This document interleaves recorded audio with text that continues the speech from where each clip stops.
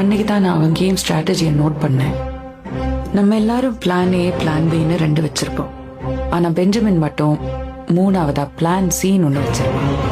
அவன் 3 பிளானுக்கும் ஒரே டைம்ல காய் நகர்த்த ஆரம்பிப்பான். இது எதுவுமே அவன் ஆடும்போது நமக்கு தெரியாது, ஆட்டத்தை முடிக்கும் போதுதான் நமக்கு தெரியும்.